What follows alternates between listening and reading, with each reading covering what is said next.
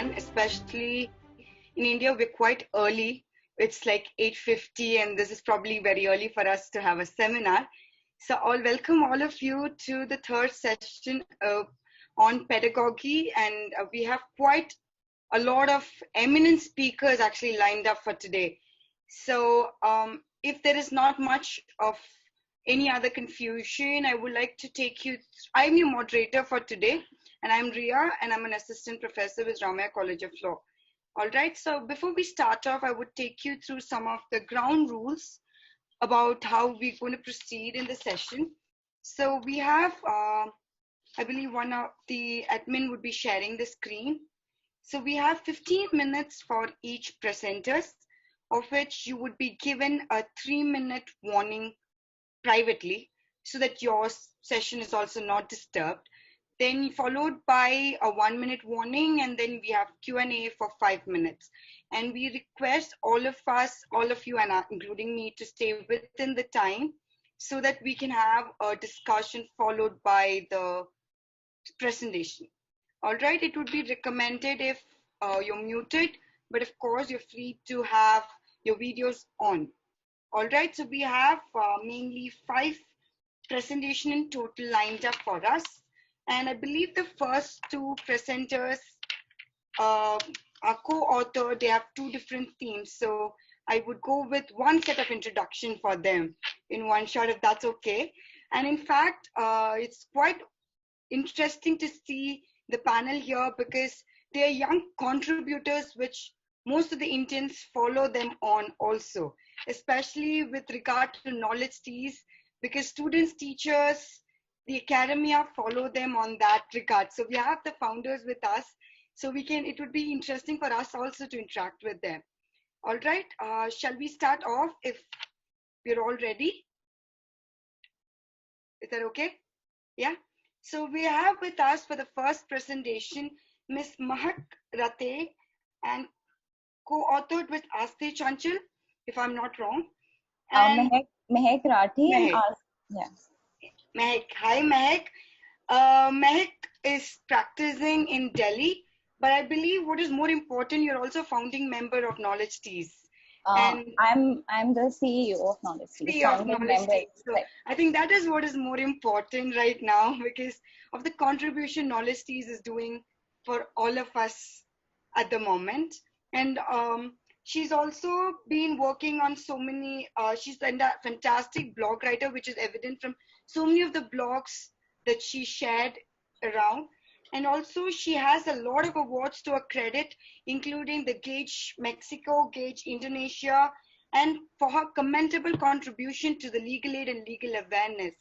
And she's also been awarded by the Tamana NGO for the 100 women in the country for her contribution to women empowerment.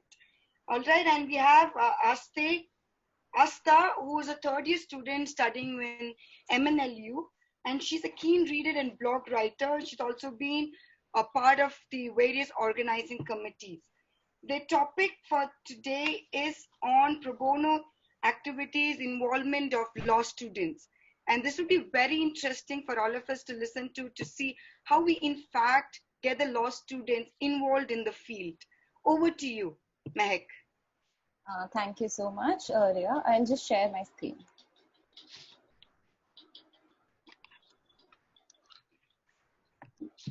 I hope my screen is visible to all of you. Yes. Just a second. Okay. Good morning, everyone. I'm Mehak Rathi. I'm practicing as an advocate and I'm director of Knowledge Teas. So I hope all of you are doing fine and everyone is safe. My topic for today is pro bono and role of law students, basically. So we are aware of the concept of law clinics in law schools, but there are, of course, a lot of challenges that these law clinics face. What I'll be focusing more upon today is how students can contribute towards pro bono activities and also how these activities can prove to be an aid to public. On the other hand, it will also give a practical insight to the law students. All the activities covered in my presentation are basically which have been undertaken by me during my law school or by my team members. And of course, it is essential to know that law students, they can play a vital role in pro bono activities. Without much ado, I'll begin with my presentation. So I'll be talking about three models basically. First is the legal awareness workshop, second being the social media campaigns, and third being the legal aid clinics. Regarding the legal awareness workshops, what we have done is, I'll not be going into the theory part of it. I'll be talking about what has been done by me, what has been done by our team members, and which is proved to be of great help to the public also. So what we do is we generally pick up few government schools in the country, and we contact the school authorities. We go to the schools, we interact with the students, we talk upon various topics. It can be child education, it can be girl education, it can be self defense, it can be anything, with depending upon the audience that we are targeting. We go to the schools, we interact with students. These activities have actually proved to be crucial, because I picked up students, I picked up the areas in Bihar of India. So when I went over to talk to them, there was a lot of interaction that happened, and the students were really happy and motivated after the session. They came up, they told their stories that they've seen, girl child marriages, and how they want to pursue their education. So when students are actually doing these pro bono activities, it's very easy for the audience to open up to them, because the age gap is not that much. And also, of course, students, what students can do is they can pick up the school, they can pick up the locality within their within which is near to their college.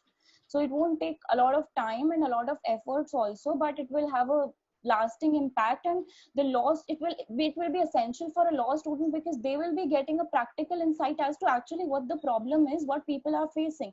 Of course, we are reading about girl child marriages, we are reading about everything, but the reality is something which is a lot different from what we are reading. So it will give them an insight of actually what people are facing. And of course, when they graduate, they can take further steps to eliminate that, and it will help them in connecting to the society basically. So these were a few workshops, few social awareness workshops which were done by me or my team members from Knowledge Teas.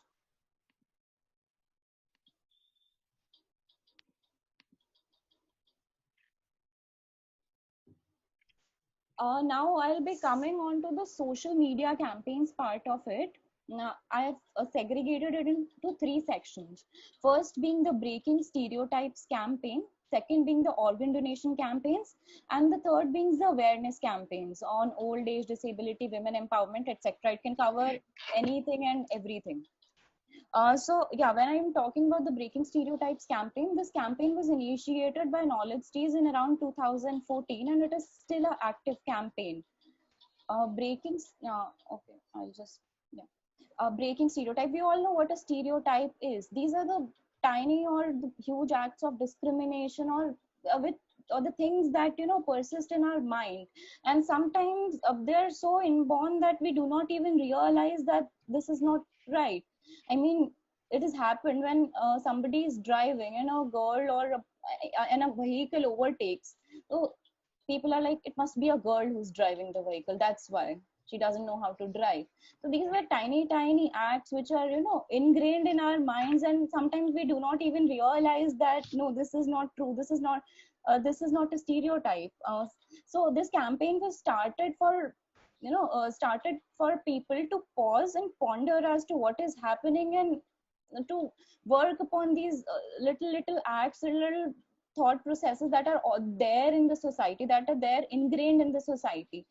So what we used to do in the Breaking Stereotypes campaign, this campaign was done with our Turkey team, with our Romania team, with the Nepal team, with Bangladesh team, in Indonesia also. So people have been very much interested in doing this campaign, and it is an interactive way of doing things. So of course law students here also can play a very vital role, and it was started off by law students basically. And till date most of the pictures which are there are of law students only. So yeah, the campaign base, what we did is we thought of a quote or a slogan or a text basically which describes the stereotype that is prevailing. We write it on a chart paper, on a board or anything, and then we click a picture with it.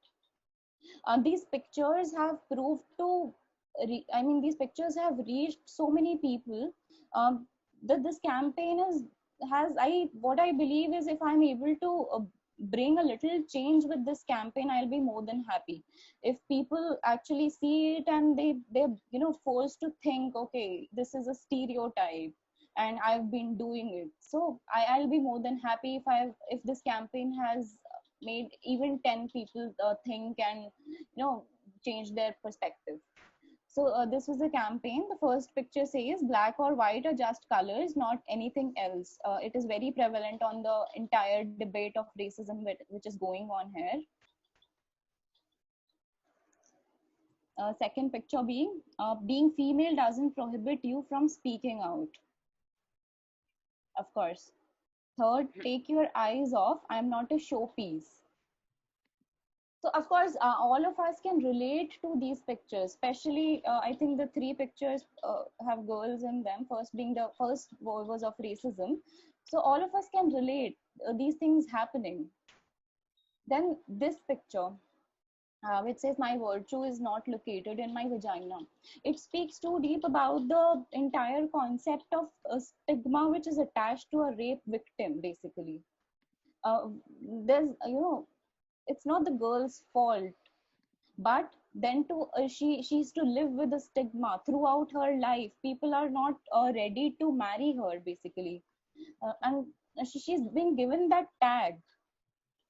So this is what we are trying to do through these pictures. We are trying to reach to as many people as we can, and since the entire campaign was done on social media, um, our audience was not restricted. We could reach as many people as possible, and the campaign has been really well received by people from all across the globe. And I would request all the people present on the panel, if anyone is willing to be a part of the campaign, they are more than welcome, because this is what we've been doing. This one, this picture, real men don't get jealous of successful women. So a lot success of a female has been a topic of debate, and we know what is the reality in the society. We've all seen it.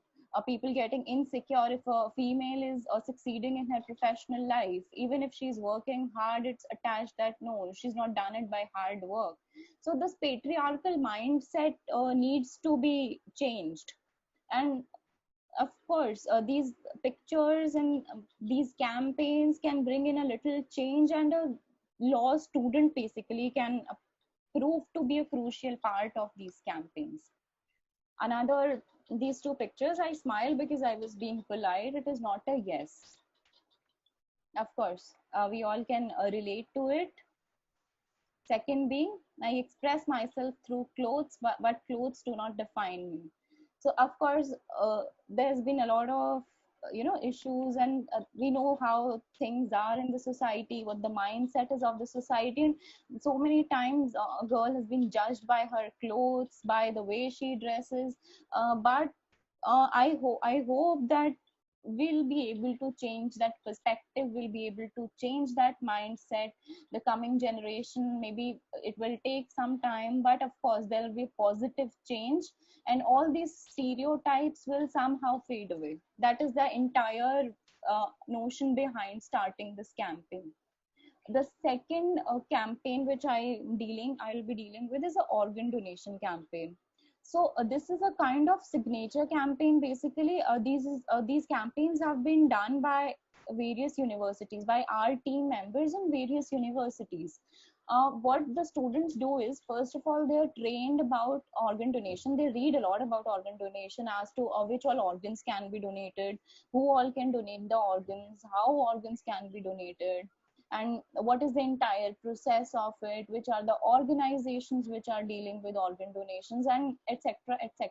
So first of all, they have to be trained, because they, being law students, they cannot disseminate false information to the people.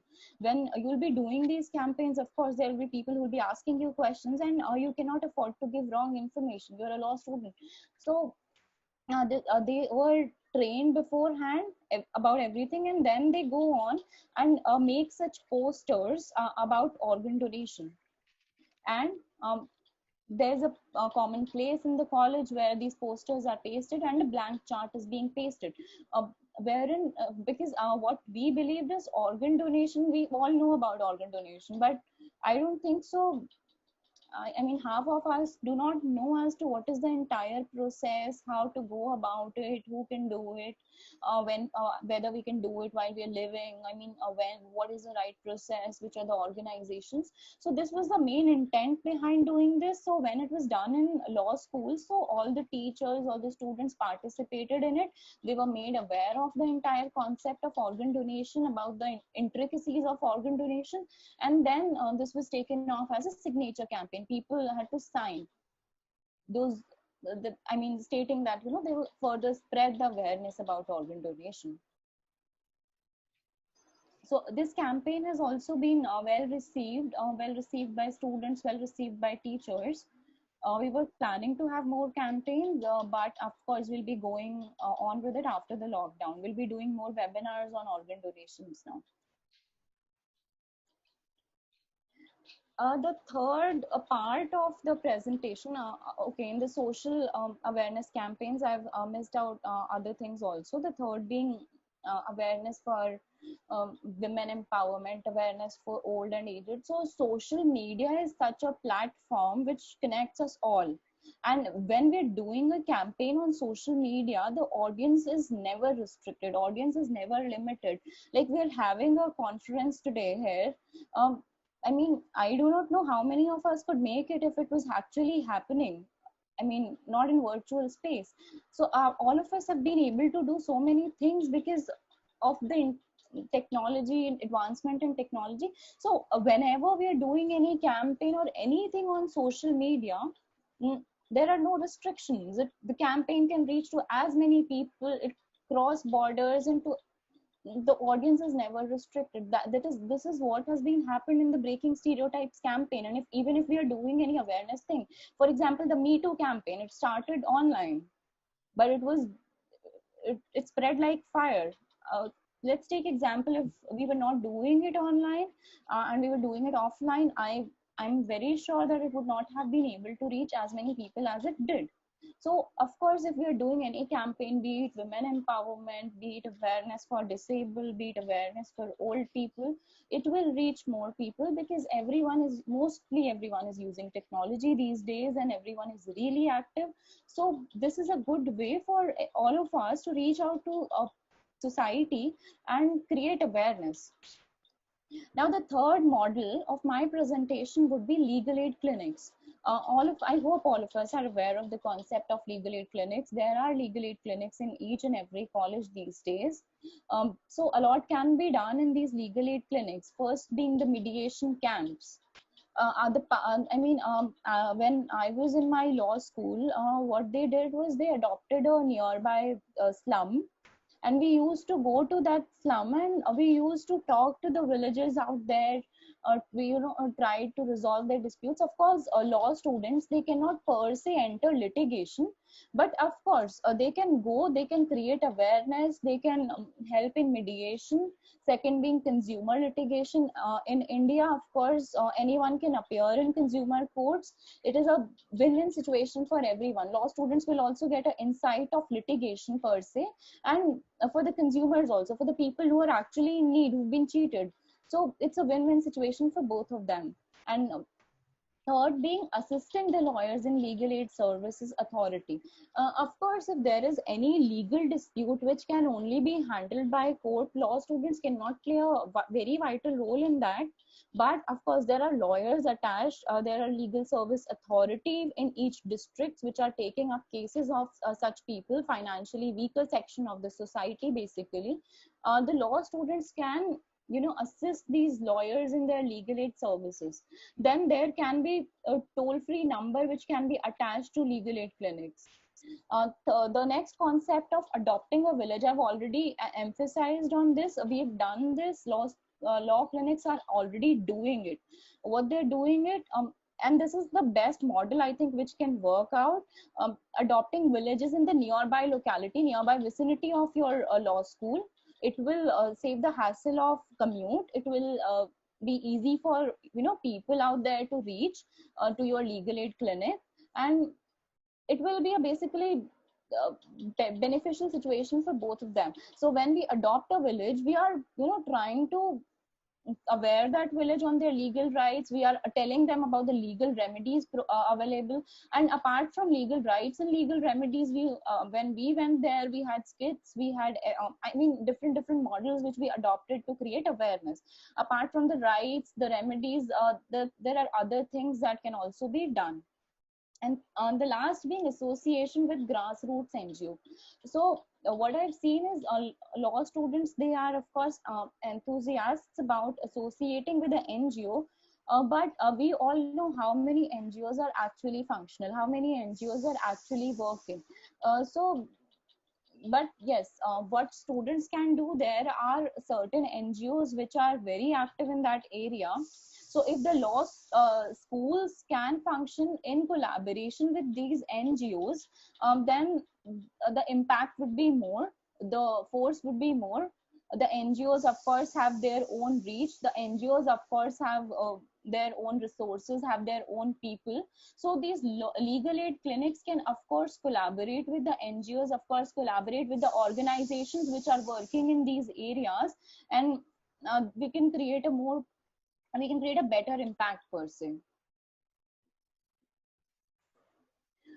The last thing being incorporating pro bono activities in the core curriculum of law schools. Now what has been happening is these things are being done like out of will. If anyone is doing it, it's fine. If any law student is not doing it, it's not a kind of compulsion that is happening on them. So of course the people who turn up for this is really less, but it is very essential to have pro bono activities as a core part of curriculum. How will it benefit them? It will benefit them because we are covering up all the subjects. We are teaching them criminal law, we are teaching them human rights, but human rights is something that cannot be taught. They have to have a practical insight of what the actual situation is. Until and unless they're not aware as to what people are facing, there's no point teaching them the 30 human rights that they have. What will they do with the 30 human rights? So of course there should be a little credit course or something for doing pro bono activities.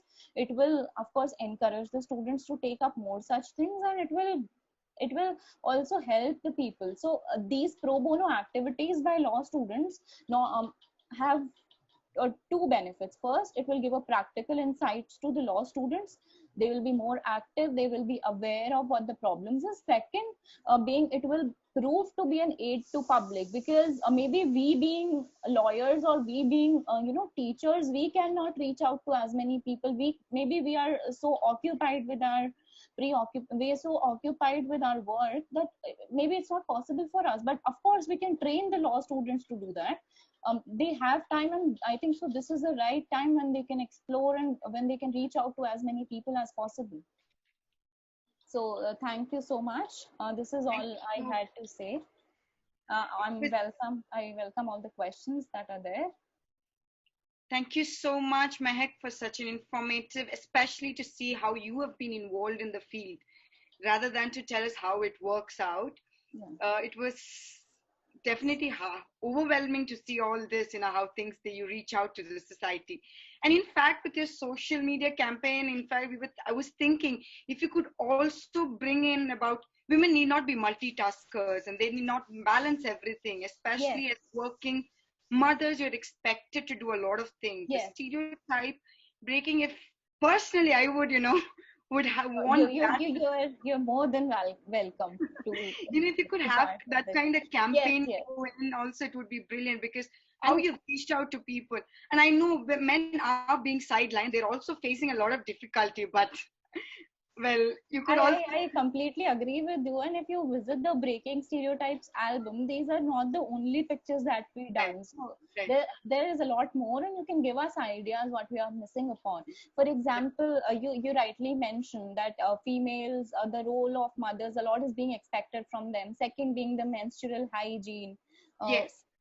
that is also an important topic that needs to be covered. So you are more than welcome to visit our album and give us suggestion as to which stereotype we are missing upon. We have a team, will Brilliant. work upon that. Excellent. And congratulations to the entire team, how you put it out so well.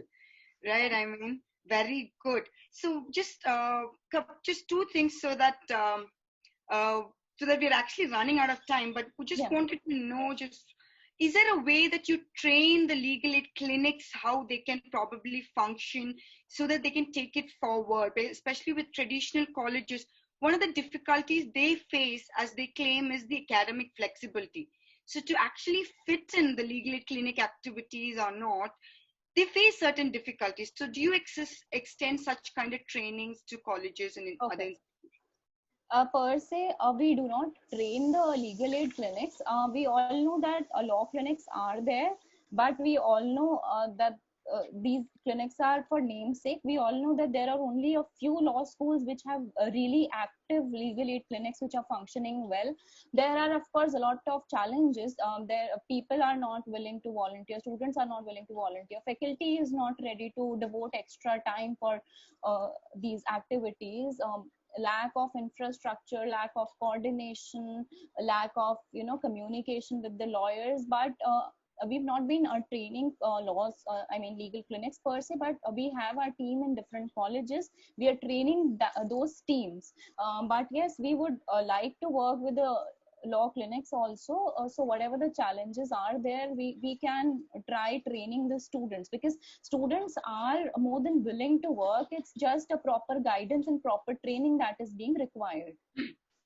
Excellent. Thank you so much